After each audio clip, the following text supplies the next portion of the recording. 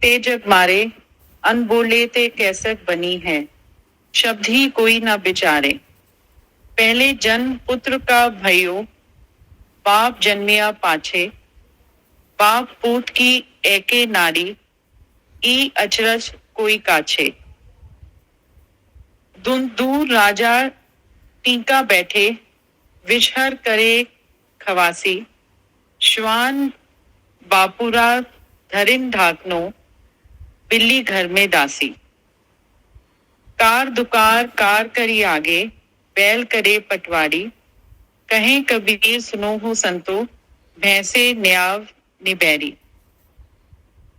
हे संतो, सत्य कहने पर लोग मारने दौड़ते हैं, परंतु चुप रहने से कैसे काम बनेगा। लोग शब्दों पर विचार नहीं करते। पहले पुत्र जन्मता है, तब पीछे पिता जन्मता है। यह एक सत्यता है। इस पर विचार करना चाहिए कि कैसे वस्तुतः हर मानव पहले पुत्र रूप में ही संसार में आता है। जब जवान होता है, विवाह करता है, जब उसको बच्चा होता है, तब वह पिता होता है। अतएव यदि बच्चा अच्छे संस्कारों से संपन्न हो तो वे आगे चलकर अच्छा पिता बन सकता है। ये कथन इंग्लिश की इस कहावत की याद दिलाता है, the child is father of the man, अर्थात बच्चा मनुष्य का पिता है।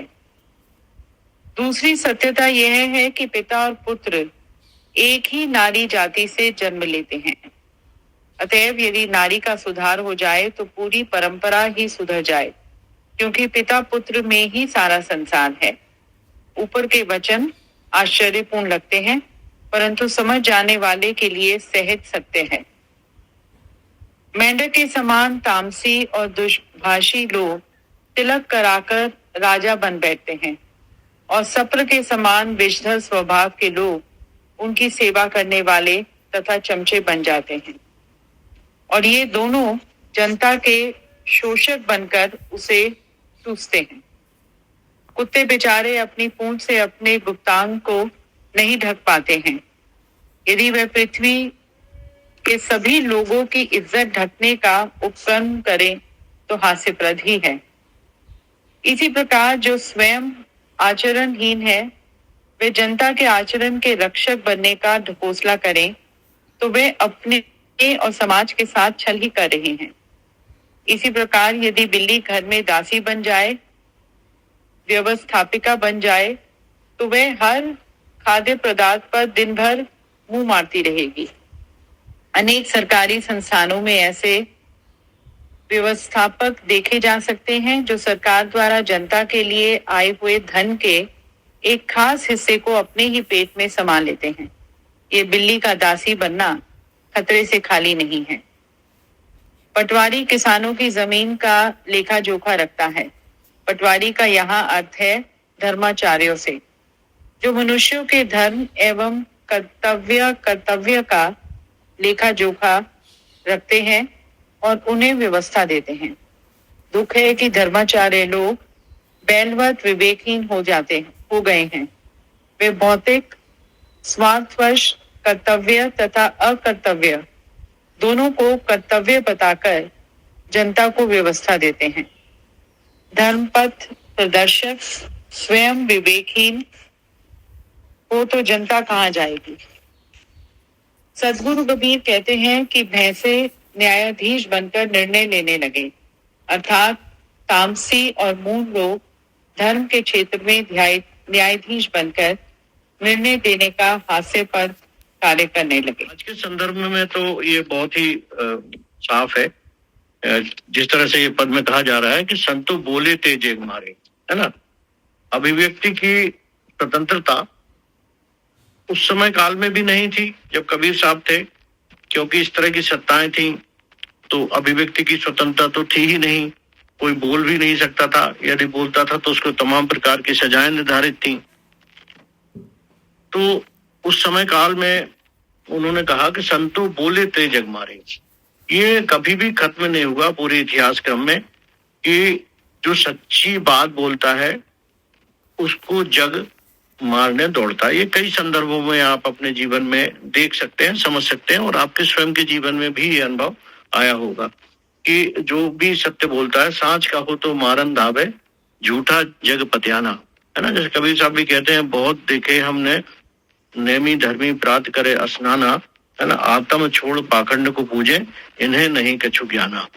इसी संदर्भ में ये लठवासी है कि हमें बिल्कुल साफ दिखाई दे रहा है कि ये ना कोई ईश्वर है, ना कोई आत्मज्ञान है, न किसी प्रकार की बात है, सिर्फ शुद्ध पाखंड है ना। और उसके बाद वो ज्ञान की बातें चारों तरफ कर रहे हैं और हजारों हजारों लाखों लोग उनके इस प्रचार प्रसार में सम्मिलित हो रहे हैं और ठगे जा रहे हैं। तो इसको उन्होंने थोड़ी उलटवासी में कहा है और ये कहा है कि जैसे उन्होंने एक पद में कहा, मेरी कही एक ना मानी, है ना। तो जो भी संत पुरुष होते हैं, जो भी सत्य पुरुष होते हैं, वो हमेशा इस पीड़ा से परेशान होते हैं कि क्योंकि उन्हें दिखाई देता है, सत्य को वो जान चुके होते हैं, और इस संसार को जब वो ठगते हुए देखते हैं, परेशान होते देखते हैं, दुखी होते देखते हैं, चिंतित होते देखते हैं, तो उन्हें पीड़ा होती है और वो पीड़ा उनको सहन नहीं होती।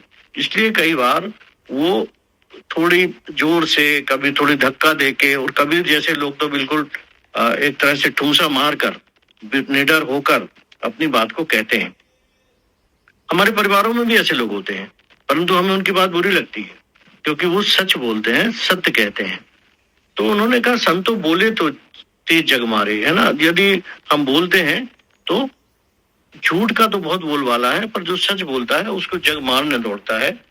अनबोले ते कैसे बनी है, और वो बोल रहे हैं कि बिना बोले कैसे बनेगा। इसलिए हमारी परंपरा में जो भी बुद्ध हुए, जो भी ज्ञानवान हुए, जिन लोगों ने सत्य को जाना, पहले वो मौन हो गए, है ना। बुद्ध के आप सेशन करते हैं, जब बुद्ध को ज्ञान प्राप्त हुआ तो वो मौन हो गए, क्योंकि जो भी अनुभवजन्य ज्ञान होता है, जो भी हमें अनुभव आता है अपने जीवन में भी, उसे शब्दों में बयान नहीं किया जाता, नहीं किया जा सकता, पूरी तरह से नहीं किया जा सकता। उसका कोई न कोई, जो हमारी भावनाएं प्रकट होती हैं, उसका कोई न कोई हिस्सा तो हमारे भीतर रह ही जाता है। जो हम कहना चाहते हैं वो हम शब्द सक्षम नहीं होते हैं उसको कहने के, क्योंकि वो एक, जो चाहे वो प्रेम का अनुभव हो, चाहे नफरत का अनुभव हो, चाहे जो भी अनुभव हो, शब्दों की एक सीमा होती है। और कुछ लोग होते हैं जिनके पास शब्दों का बहुत भंडार होता है और वो ढंग से व्यक्त भी कर पाते हैं, परंतु अंततः पूर्ण अनुभव को कभी भी व्यक्त करना बहुत मुश्किल होता। तो बुद्ध मौन हो गए थे, बहुत दिनों तक मौन रहे, लेकिन अंदर से जो पीड़ा है, अंदर से जो करुणा थी, वो बार बार मन ही मन सोचती थी कि वो मुझे ज्ञान प्राप्त हो गया, लेकिन ये ज्ञान किस काम का। उसी तरह से जैसे कोई वैज्ञानिक किसी खोज को कर ले, तो ये खोज किस काम की, यदि लोगों को पता ना चले, तो लोगों के काम ना आए, तो लोगों को सुख में ना परिवर्तित कर दे, तो ये खोज किस काम की। तो फिर बुद्ध पुरुष बोलना शुरू करते हैं, चाहे वो कोई भी हो, चाहे मोहम्मद पैगंबर हो, चाहे ईसा मसीह हो, चाहे बुद्ध हो, कृष्ण हो, कबीर हो, कोई भी हो, वो फिर वो बोलते शब्द कोई ना विचारे। लेकिन अब जब वो अपनी बात को शब्दों में कहते हैं, तो वो अपेक्षा करते हैं कि उन शब्दों से जितना संभव हो सके, जो भी संभव हो सके, जैसे हम यहाँ सेशन भी करते हैं, आप लोग भी अपने ढंग से कोई बात कहने की कोशिश करते हैं, हम भी अपने तरह से बात कहने की कोई कोशिश करते हैं, परंतु कहीं ना कहीं कुछ ना कुछ उसमें छूट ही जाता है। और फिर इस पद में वो कह रहे हैं कि पहले जन्म पुत्र का भय बाप, सब लोग जानते हैं इसके पहले पुत्र होता है, और फिर बाद में जब वो बड़ा होता है, फिर जो जवान होता है, विवाह होता है, फिर वो पिता बनता है। तो पहले पुत्र का भयु बाप जन्मिया पीछे, पहले पुत्र हुआ, बाद में वो पिता बना। पहले जन्म पुत्र का भयु बाप जन्मिया पाछे, है ना। यानी बाप का जन्म पुत्र के बाद हो रहा है। ये इसमें उल्टी बात है कि पहले बाप का जन्म हो रहा है, उसके बाद पुत्र का जन्म हो रहा है। इसी बात को आगे भी कह रहे हैं, बाप पुत्र की एक ही नारी, ई अचरज कोई काछे, है ना। बाप और पुत्र की एक ही नारी, है ना, नारी से ही जन्म लेते हैं, बाप भी नारी से जन्म लेता है और पुत्र भी नारी से जन्म लेता है। नारी से यहाँ तात्पर्य है कि बीज स्वरूप क्या है। नारी का उदाहरण उन्होंने इसलिए दिया है क्योंकि नारी जन्मना है, नारी ही बीज है, नारी से ही पितृ पुता और पूरा संसार, संत महंत जितने भी हैं, सभी नारी से ही पैदा होते हैं। और नारी जो है इस पूरी सृष्टि की केंद्र बिंदु है ना। तो कह रहे हैं कि पिता पुत्र की एक ही नारी, है ना। और वो यदि कहते हैं कि यदि जो बीज स्वरूप है जहां से जन्म होता है, वो वहां यदि जो जन्मना नारी है, जो हमारा बीज स्वरूप है, यदि उस समय की स्थिति अच्छी हो, इसको हम यदि साइंटिफिक टेम्पर से देखें, या नीलम जी इसको समझ सकती हैं, या दूसरे लोग भी समझ सकते हैं कि जब वो गर्भावस्था में बालक होता है, उस समय यदि उसकी मन स्थिति, उसका स्वास्थ्य, उसके वो सारी चीजें जो बालक के पोषण के लिए जरूरी होती हैं, यदि वो अच्छी तरह से होती हैं, स्वस्थ होती हैं, तो फिर उसी तरह के बच्चे का भी जन्म होता है। और ऐसे भी कह सकते हैं कि यदि जो बीज है किसी भी, चाहे पौधे का हो, चाहे और किसी भी चीज का हो, यदि वो स्वस्थ होता है तो उसमें जो प्लांट्स होते हैं, उसमें जो फसल होती है, उसमें जो पौधे होते हैं, वो सुंदर, स्वस्थ और अच्छे होते हैं। तो इसलिए कहा गया है कि जन्म के समय की स्थितियां यदि अच्छी हों, बाहर की परिस्थितियां यदि अच्छी हों, तो फिर इस संसार में एक अच्छाई जन्म लेगी। ये इसका तात्पर्य है। तो बहुत सहज सत्य है और ये इस बात को सभी लोग जानते हैं, परंतु कबीर साहब थोड़ी उल्टे ढंग से इस बात को कह रहे हैं। अब यहाँ से देखिए, जो ये बात वो कह रहे हैं, दुंदुर राजा टीका बैठे। दुंदुर का मतलब होता है मेंढक।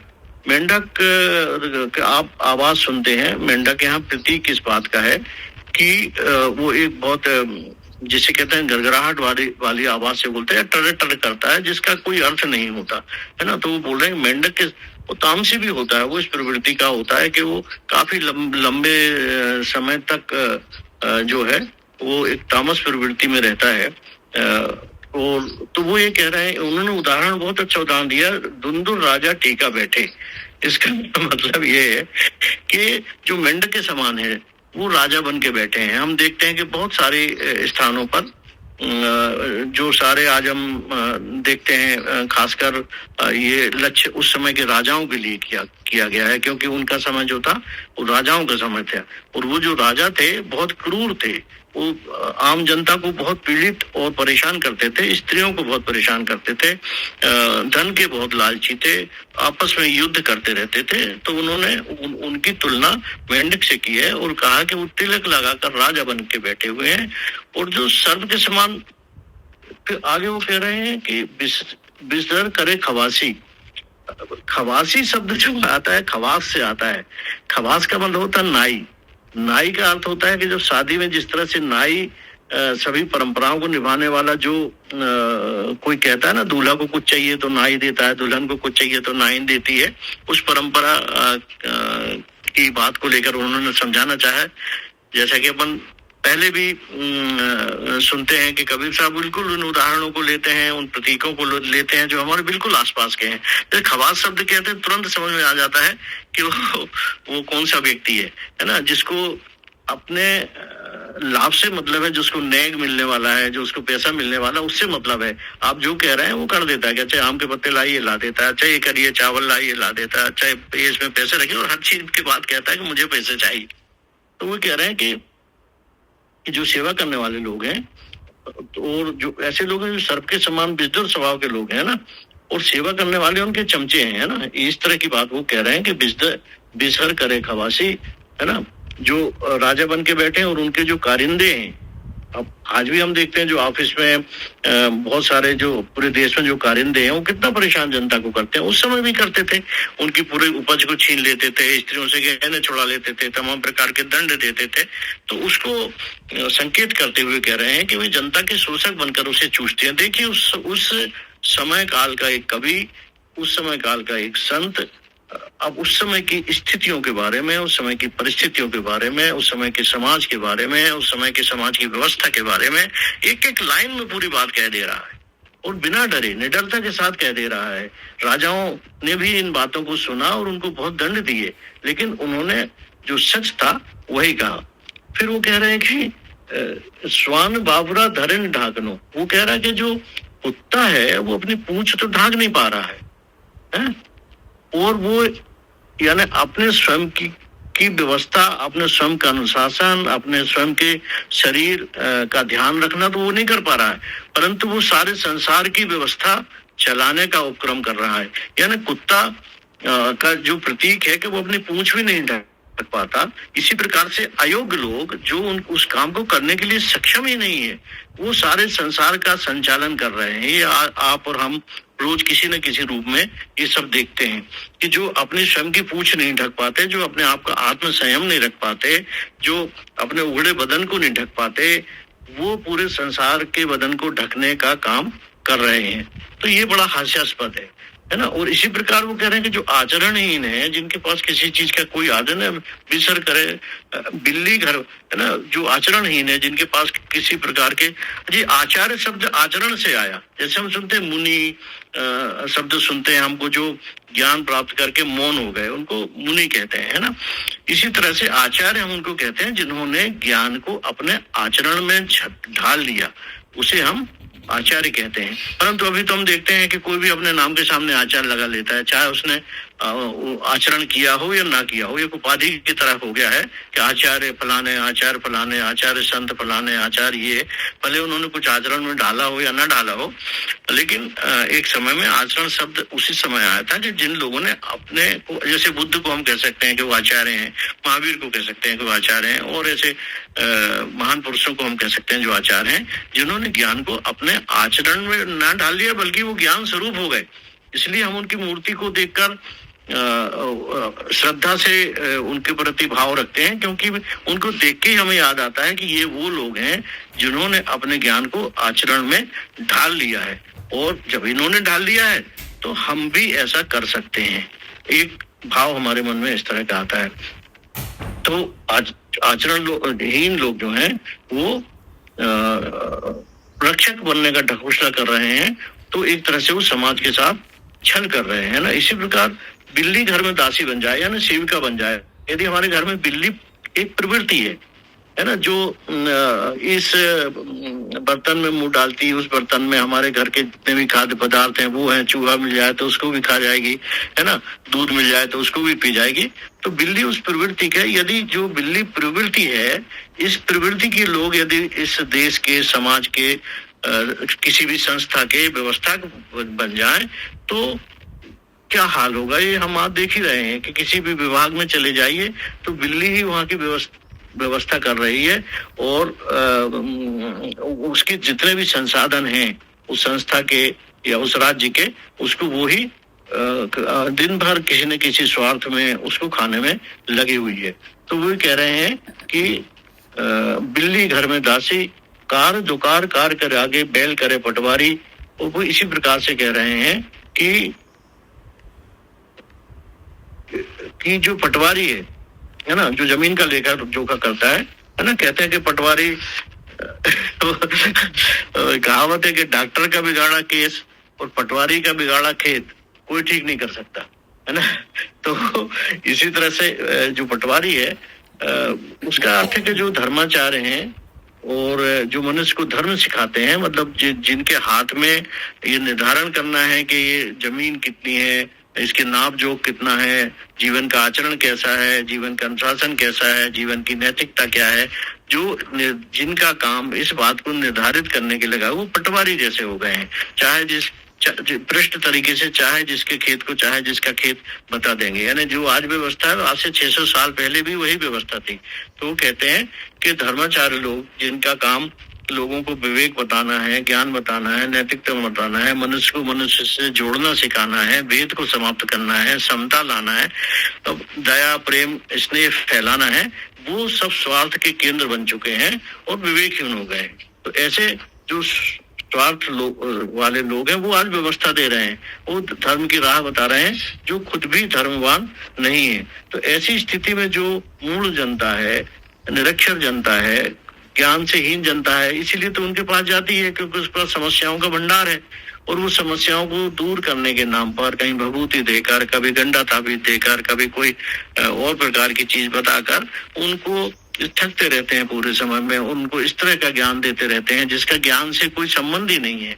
वो तो एक तरह से समस्या समाधान के इस तरह के केंद्र बन गए हैं कि वो कोई पानी छींटता है, कोई भभूत देता है, कोई पत्थर देता है, कोई कुछ देता है। इस तरह की बहुत सारे प्रकारों से वो आम जनता को, भोली वाली जनता को लूटते रहते हैं। तो कबीर साहब इन बातों में बहुत सजग थे और उस समय तो बहुत ज्यादा था, ये आज भी है।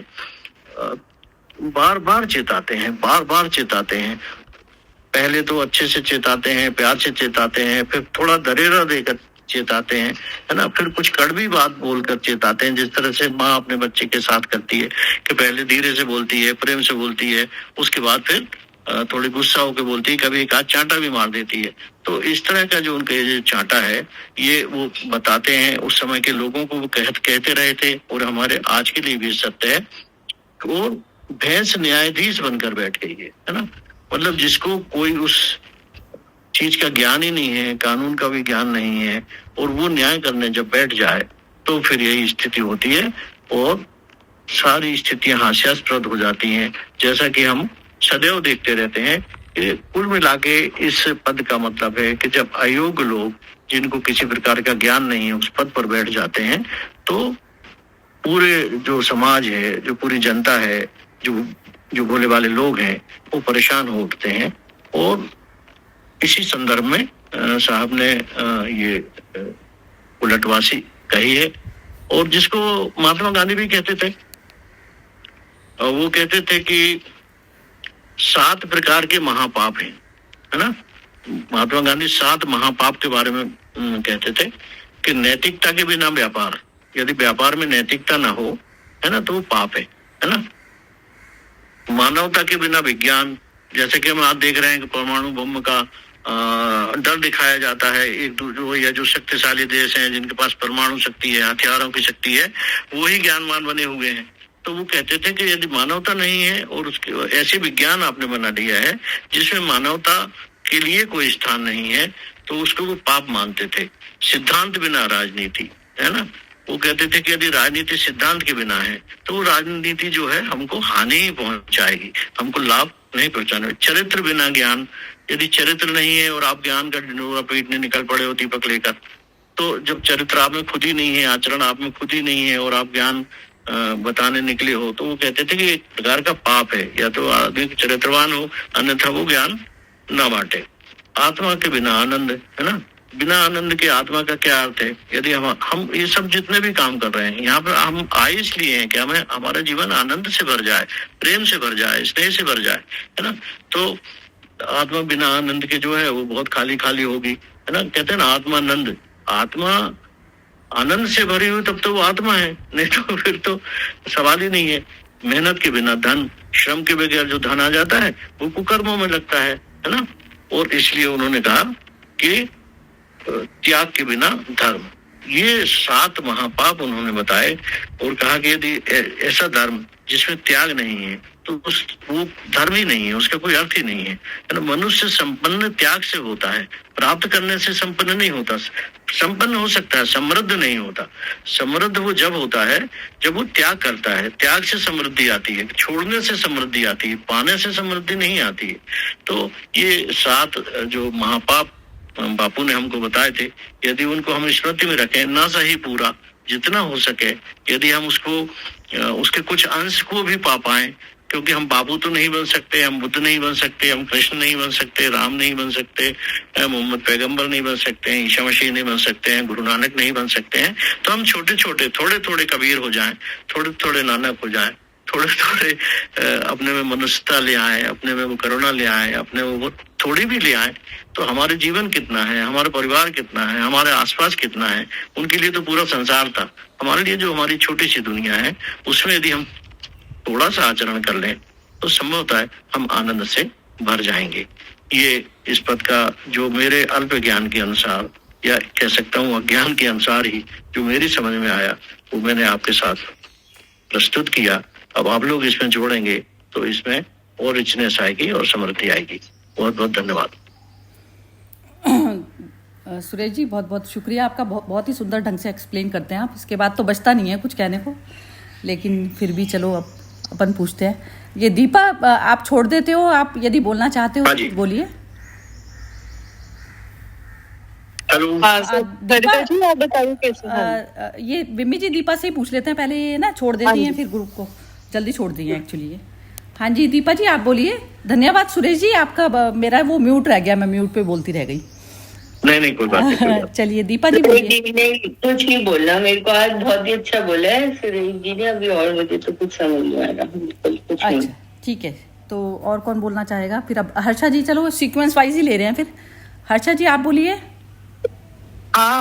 इतना सब बहुत गहरा ज्ञान बट गया। अभी तो मेरे को सोचने के विचार करेंगे, भी थोड़ा भी मनन चिंतन करना पड़ेगा कि इतना सब बातें सुरेश ने बताई।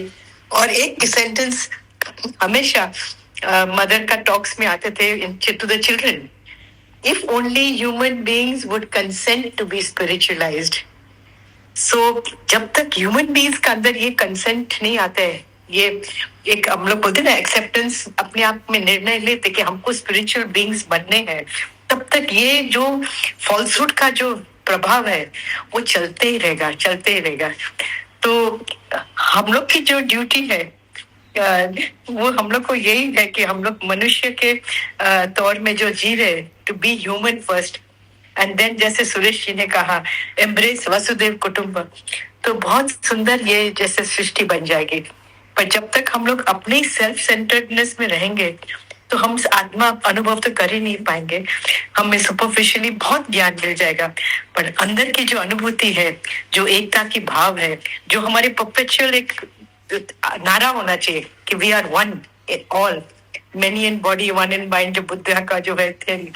तो ये जो सब जो नारे हम सुनते रहते हैं, पर हमारे लाइफ में अंदर हम कैसे इसको अप्लाई करते हैं, हमारे स्टाफ के साथ, हमारे जो कर्म निजी प्राणियों के साथ, जिसके साथ हमारा लेन देन चलते ही रहता है, उनके साथ मैं कौन से स्थिति में रहती हूँ, और उसमें पूरा ध्यान देकर हम चले तो बहुत ही जरूरी हो जाता है कि भाई हमें अपनी विनम्रता से ही सबसे बर्ताव करें, क्योंकि उसके अंदर भी वही आत्मा प्रकाश है और वही सच है। जब तक हम सच के साथ देंगे, हम हमेशा प्रोटेक्टेड रहेंगे, भले न एक दिन दो नहीं, पर आखिर में तो उसका प्रभाव आता ही है। वो तो साक्षात अनुभव भी हो गया है बहुत बार। तो यही सुंदर बातें के मुझे तो बहुत अच्छा लगा। मेरी हिंदी अभी मैं इम्प्रूव करने जाती हूँ, जिसलिए हिंदी में जास्ती बात कर रही हूँ, तो बहुत अच्छा लगा। Thank you so much. अच्छी समझ में आए जो उसका मेंढक की जो विषय में बताया गया। एक मेंढक आवाज किया तो सभी लोग टर टर करने लगते हैं, लेकिन समझ में किसी के नहीं आ रहा कि क्यों कर रहे हैं। तो वो बात सही है। आदमी जब तक जो है अनुसरण नहीं कर रहा है किसी भी क्षेत्र में जहां आप रह रहे हैं या जहां पर जो आप काम कर रहे हैं, तो उसका कोई मतलब नहीं है कहना चाहिए। और दो अच्छे शब्द मुझे आज अच्छे मिले, एक आचार का मतलब समझ में आया और एक मुनि का शब्द। मुनि मतलब जो हमने बताया कि जो मौन हो जाता है वही मुनि हो जाता है। आचार जिसको जो है आचरण जो कर लेता है, अपने अंदर धारण कर लेता है, वो मुझे बहुत अच्छे लगे कहना चाहिए आज के इसमें। और मैं तो थोड़ा मोड़ा यही बोलना चाहूंगा कि आज जो भी हम आप या जो भी रहता है, वो कहीं ना कहीं पिछले कर्म के द्वारा, अब एक दिन में तो आदमी कर्म नहीं तैयार कर पाता है, लेकिन धीरे धीरे कर्म करने पर जो हम करते रहते हैं, फिर हम उस जगह हमारा भविष्य तैयार होता है। जो हम पिछले कर्म किए हैं उसका भविष्य आज हमको मिल रहा है। जो आज वर्तमान में जिस पद में जो काम कर रहे हैं, जो हमारी विचारधारा है, जिस माहौल में हम रह रहे हैं, जिस परिवार में हम रह रहे हैं, जिस हमारे बच्चे जिस टाइप का काम कर रहे हैं, वो एक दिन का बनाया हुआ नहीं। हम पिछला जो काम करते हैं, जैसे हम हेल्थ के विषय में जहां तक बात करूं, तो जैसे हम शाम से जब तैयारी करते हैं अपने शरीर के विषय में, तब हम सुबह अच्छा फील करते हैं। इसी तरह किसी भी क्षेत्र में जब हम पहले से कोई भी चीज तैयारी करते रहते हैं, तब जाके उसका जो है धीरे धीरे निर्माण होता है और एक रूप में तैयार होता है कहना चाहिए। उस रूप को धारण करते हैं अपन कहना चाहिए। सुनते सुनते यही आ रहा था कि हम अध्यात्म को बहुत सुनते हैं, समझते हैं, कोशिश करते हैं, पर जितना हम दिन भर में उतार पाते हैं, थोड़ा सा भी चेंज होते जाते हैं, तो फिर जो जितनी भी व्यवस्थाएं हैं, वो व्यवस्थाएं तभी चेंज होना आसान है। मतलब मैंने उस पर पूरा चिंतन थोड़ा सा कर पाया कि ये सारी व्यवस्थाएं क्यों हैं ऐसी, अव्यवस्थाएं, न्यायपालिका, कार्यपालिका, जो भी, मतलब बहुत सुंदर पद है कि इसमें संसार को और अध्यात्म को जोड़ के देखें अगर हम, तो ये मेरे भीतर का संसार और मेरे बाहर का संसार सा दिखाई देता है, पर कुल जमा है ये मेरे ही भीतर का। अगर मेरे भीतर का बदलाव हो जाए तो वो दिखा रहा है कि ये सांसारिक चीजें भी सुधर सकती हैं। धर्माचार्य भी जहां तक बात की गई है, वो कर्तव्य का लेखा जोखा है, जितनी भी भौतिक बातें की गई, तो भौतिक जगत को जीते वक्त हम शायद अध्यात्म भूल जाते हैं, इसलिए सारी व्यवस्थाएं इतना सा मेरा समझ आज बन पाया है। और महात्मा गांधी के जो 7 चीजें बताई हैं वो तो डेफिनेटली बहुत ज्यादा लागू होती हैं जीवन पर। Thank you. बहुत ही सुंदर। हाँ जी, सोनपाल जी आप बोलिए। सोनपाल मनीष कुमार। मैं आज लेट ज्वाइन किया हूँ। कल यही थे। कल यही थे। हाँ। कल थे यार। अच्छा, बहुत बढ़िया। हाँ ये विमी आप बोल रहे थे ना, मनीष जी थे। हाँ मनीष का। हाँ, ये तो है। चलो ठीक है, फिर अभी और बोलते हैं। फिर कौन बोलेगा? सुनीता बनवीर।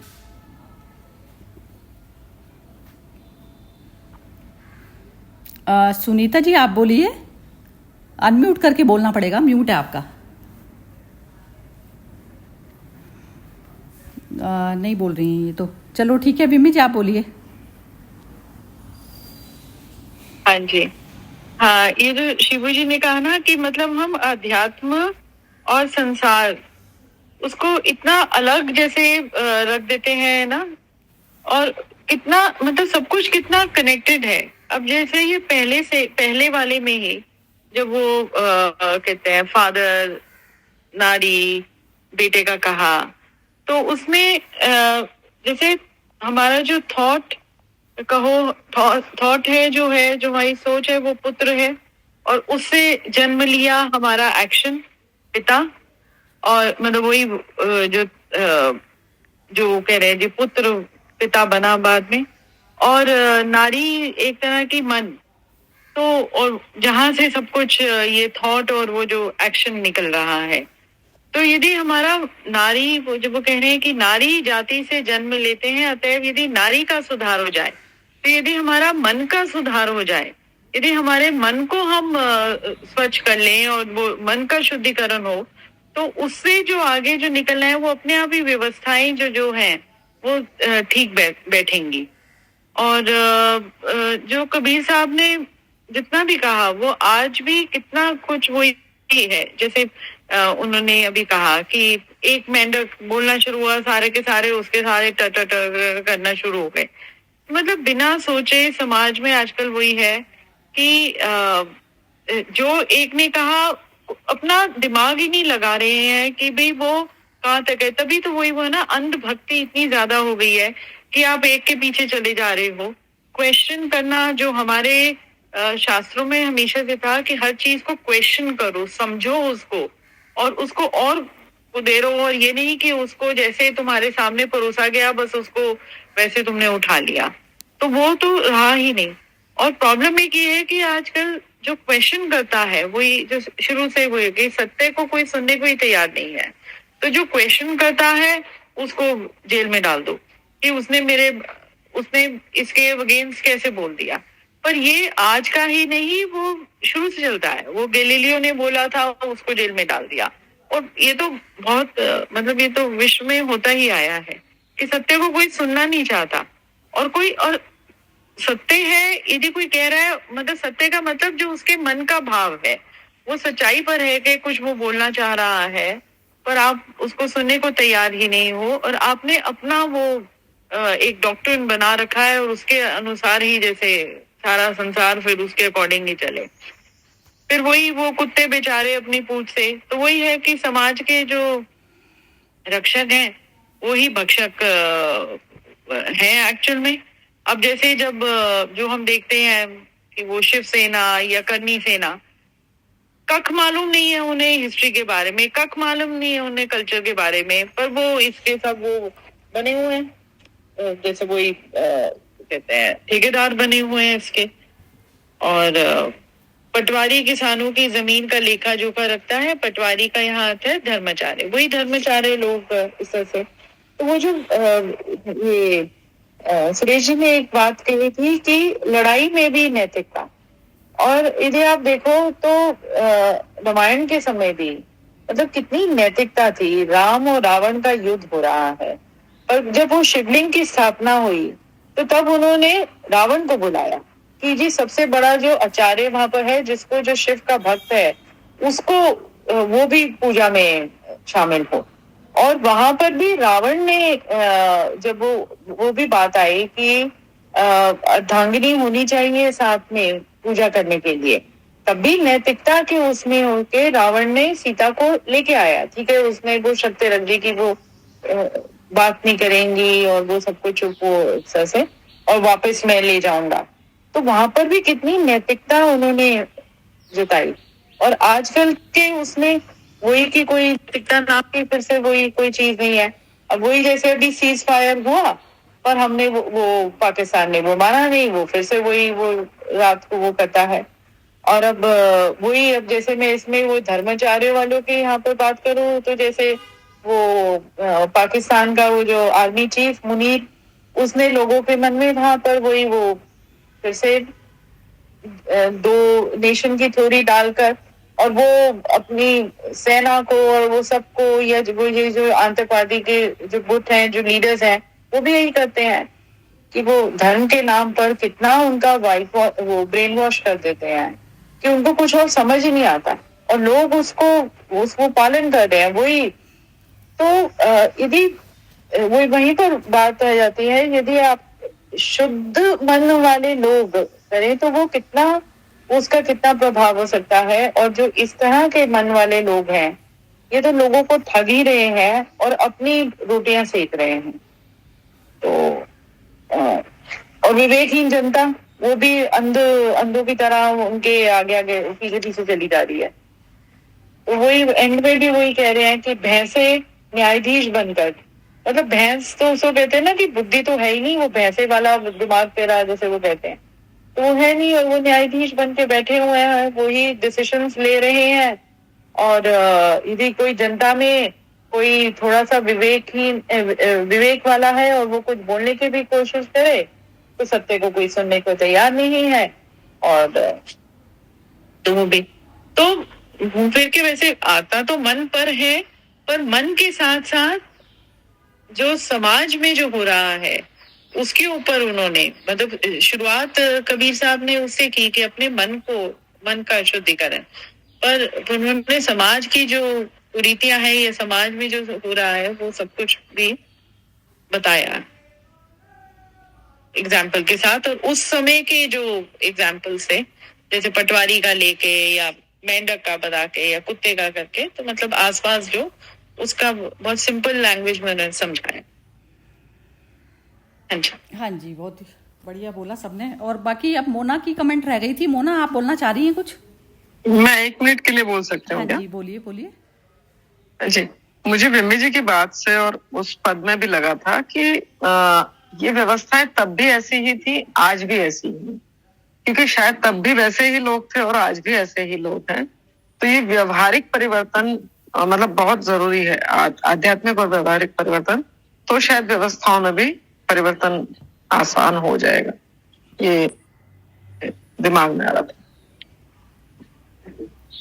इसमें तो यही है कि समाज में अवेयरनेस तो उस पर कैसे काम और बढ़ाया जाए। ये एक तो जो विक्टिम की जो कैटेगरी में जो लोग आते हैं ना, सबसे पहले तो वो सहना बंद करें और न्यूट्रल बिल्कुल आंख से ना देखना पड़ेगा। ये जो मटेरियल वर्ल्ड को जो हम देखते हैं ना, एक्चुअली हम लोगों ने ही इन लोगों को दिया हुआ है, वैल्यू दी हुई थी ना, तो अब उसमें पावर जो है वैसे वाले इंसान पे चली गई जो सत्य में स्थापित नहीं है। सत्य में कोई बाउंड्री नहीं होती। जिसकी भी बाउंड्री अपने लिए करता है ना, मन का जो क्षेत्र है वो दिखने में, जो एक तो सुरेश जी ने 2-3 शब्द कहे थे, तो उसमें यदि वो सत्य में स्थापित होकर यदि वो चरित्र है तो वो चरित्रहीन ही है वो। और दूसरा आचरण जो भी आप एक दिखावटी आचरण को भी बहुत लोग ओढ़े पड़े हैं, तो जब तक वो सत्य से होकर आचरण नहीं निकल रहा, जैसे कि वो मुनि थे ना, मुनि हुए पहले वो बुद्ध, मुनि के बिना तो आचरण, मुनि मौन के बिना आचरण जो हो रहा है वो ग्रहण करने योग्य नहीं होता।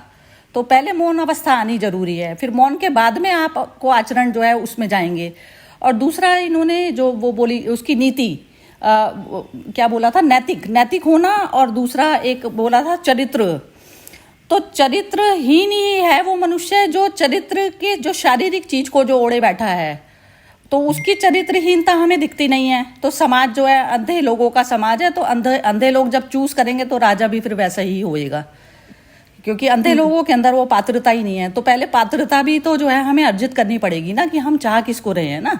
तो वो चीज़ जो है समाज जो इस तरीके से जो दूषित होता है ना, जो समाज के जो हमने अपने ऊपर हुकूमत करने वाले जो लोग बैठाए हुए हैं, तो समाज का जागृत होना बहुत ज़्यादा ज़रूरी है, कि ताकि ऐसे वाले इंसान के हाथ में पावर ना चली जाए। और दूसरा, जहाँ पे कंट्रीज का जो सवाल आता है, तो कंट्रीज में भी यही होती है कि पावरफुल यदि हम नहीं है, आज का ज्ञानी मनुष्य वही है यदि वो ज्ञानी सही मात्रा में यदि ज्ञानी है, तो पूरी तरह से सक्षम अपने आप को करना पड़ेगा, हर तरीके के वेपन से पूरी तरह से करना पड़ेगा। चाहे ये अभी कल के भी उसमें बात डिस्कशन हो रही थी कि चाहे पूरा जो समाज है दो रोटी की बजाय एक रोटी पे आ जाए, तो भी जो है सुरक्षा व्यवस्था अपनी करनी ही पड़ेगी, क्योंकि अभी सारा पावर का गेम हो चुका, वो पुराने वाला गेम खत्म हो चुका। अब सारा न्यूक्लियर वाली जब जहां तक बात आ गई ना, तो न्यूक्लियर में वो एक धमकी बस पर्याप्त है, लेकिन धमकी देने वाला है कौन? पाकिस्तान है या फिर एक जागृत मनुष्य है? मैटर वो करती है। तो एक जागृत मनुष्य जो है वो कभी भी किसी की गलत के लिए नहीं करेगा ये चीज इस्तेमाल, वो प्रोटेक्शन और समाज का भला देखकर ही करेगा।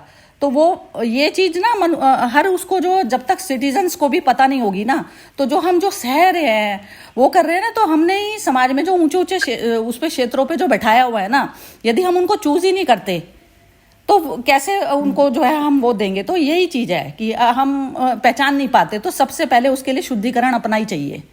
अपना जब शुद्धिकरण आएगा तो तब होगा। तो नीति हो गया, चरित्र, इन दोनों से ऊपर जो है सत्य आता है। और दूसरा तीसरी बात इन्होंने ये बोली थी कि ये हम थोड़ा थोड़ा सा बन जाएं, थोड़ा थोड़ा सा कबीर बन जाएं, थोड़ा थोड़ा सा वैसा बन जाएं। थोड़ा नहीं बना जाता पूरा। जब आप मौन में जाएंगे तो आप पूरे कबीर बनेंगे, आप पूरे ही वो बनेंगे, पूरे ही नानक बनेंगे। तो थोड़ा थोड़ा सा नहीं ग्रहण, थोड़ा थोड़ा सा जो आचरण है उससे, क्योंकि जब आप सत्य में बैठेंगे तो आप एक ही हो गए, कबीर, नानक और सारे लोग एक हो गए। जब तक उस एकता वाली चीज को नहीं समझ में आती तो तब तक हमारी अर्ध खुली आंखें हैं, आधी खुली आंखें हैं। हम चरित्र को ओढ़ तो लेते हैं, लेकिन वो चरित्र निकल कहाँ से रहा है उस बिंदु को नहीं जानते। तो उस बिंदु को भी जानना बहुत ज्यादा जरूरी है। जब तक उस बिंदु पे जाकर हम एक ही नहीं हो जाते, तो तब तक वो जो है जागृत बंदे का आचरण नहीं निकलेगा। मतलब ये है कहने का। सरिता जी, मैं बोलना चाहूंगी इसमें। हाँ जी। वो जो था ना, ये थोड़े थोड़े पर ही, अब ये मैं थोड़े थोड़े पर अग्री करती हूँ कि क्योंकि बहुत कुछ है समाज में। अब जैसे बहुत छोटा सा एग्जाम्पल, जैसे वो इन्होंने कहा, नीलम जी ने, कि इलेक्शंस में वो जो जेल में बैठा है, हमने उसको राइट दे रखी है कि वो वहां से इलेक्शंस लड़ सकता है। अब जैसे मैं यदि अपने लेवल पर बात करूं, तो मैं तो जैसे इलेक्शन कमीशन के इवेंट्स करती हूँ। अब मैं वहां पर खड़े होके, या मैं वहां पर उनके जो कहते हैं चीफ इलेक्शन कमिश्नर या किसी से मैं ये बात कह सकती हूँ, मेरे में इतना सत्य बोलने की हिम्मत है? तो मैं वो नहीं कर सकती। मतलब मैं तो अपने बिल्कुल पर्सनल लेवल पर कह रही हूँ। और या फिर आप यहाँ देखो कि यदि समाज में यदि कोई कुछ बोल रहा होता है, ये जो स्टैंड अप कॉमेडियंस हैं, ये कुछ वो बोलते हैं, वो कॉमेडी में रह के वो उसमें वो बोल देते हैं कुछ बातें, और उनको जेल में भेज दिया जाता है, या वो कुछ उनके अगेंस्ट एक्शन लिया जाता है। वो जहाँ पर वो परफॉर्मेंस कर रहे हैं वो तोड़ फोड़ किया जाता है। ये जो करनी सेना या वो है, तो इतना मतलब कैसे हम वो पूर्ण रूप में आए, वो पूरा कैसे, मैं पूरी राम कैसे बनूं, पूरा बुद्ध कैसे बनूं, पूरा वो, क्योंकि समाज में इतना कुछ है कि मुझे और चीजों को भी सोचना है। मेरे आसपास है, मेरा परिवार है, मेरा वो है, तो मैं तो वहां पर कमजोर, इन चीजों के कारण मैं कमजोर हो जाती हूँ कि मैं वो सत्य को बोल नहीं पा रही हूँ। तो वो कैसे करें? और जैसे अच्छा, वही परिवारों में भी कितनी बारी होता है कि कोई बात होती है, आप किसी को वैसे नहीं बोल पाते। वो है कि वो कहती वो लड़ाई होगी, वो होगा, तो ठीक है, तुम अपना वही है ना, जो कड़वा घूंट पी लिया आपने कि चलो अब क्या करो, मतलब ऐसे फालतू में लड़ते रहोगे। और वो है यदि किसी को समझ ही नहीं आ रहा, ये समझ भी वो है कि आप समझा नहीं पा रहे, मे बी उसमें भी कमी है। बिमी जी, तो, मैं थोड़ा हाँ जी। रोकूंगा आपको। हाँ जी। आपने जो सवाल किया ना, ये बिल्कुल सही बात है कि हम उस मंच पर या वो हमारी हिम्मत नहीं होती है, तो उसके लिए एक हमको गाइड मतलब हमें एक तो उचित स्थान पर, उचित अवसर पर जब मौके मिलते हैं तो हमें ये जरूर समझना चाहिए कि ये बात कहाँ बोली जा सकती है ना। तो उसके लिए ये बात है कि यदि हमें इन चीजों के बारे में लड़ना चाहिए एक अच्छे नागरिक होने के नाते या अच्छा मनुष्य बनने के कारण, तो इसमें खुदीराम बोस ने बहुत अच्छी बात कही थी, तो वो मैं आपको बताता हूँ कि लड़ नहीं सकते तो बोलो, है ना, बोल नहीं सकते तो लिखो, है ना, लिख नहीं सकते तो साथ दो, साथ नहीं दे सकते तो काम करने वालों का मनोबल बढ़ाओ, यदि वो भी नहीं कर सकते तो जो कर रहे हैं उनका मनोबल मत तोड़ो, क्योंकि तुम्हारे हिस्से की लड़ाई लड़ रहे हैं, है ना। ये खुदीराम बोस ने कहा था स्वतंत्रता संग्राम के दौरान कि जब स्वतंत्रता संग्राम था तो बहुत यही सवाल था सबके सामने कि साहब हम तो बहुत गरीब किसान हैं, क्या करें।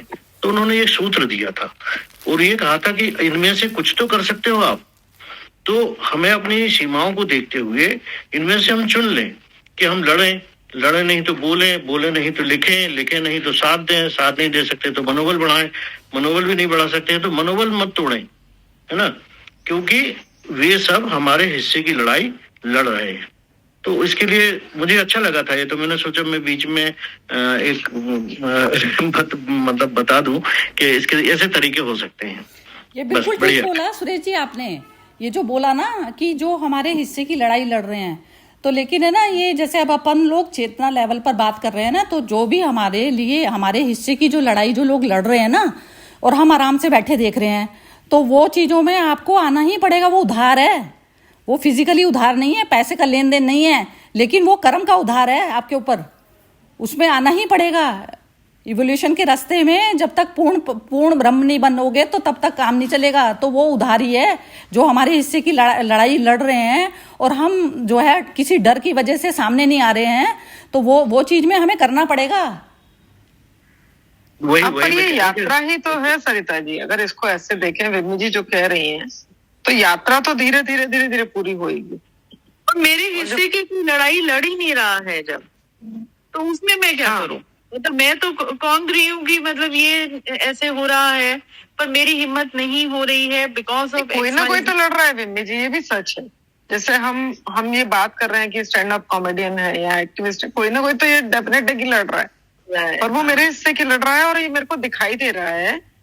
तो उस वक्त मेरे मन में ये द्वंद चलता है कि मैं किधर खड़े हो जाऊं, क्योंकि एक तरफ परिवार दिखाई दे रहा है मुझे और दूसरी तरफ वो सच्चाई दिखाई दे रही है, क्योंकि सत्य है वो। बहुत ही ठीक बोल रही है मजा आ गया सुन के, बहुत ही बढ़िया।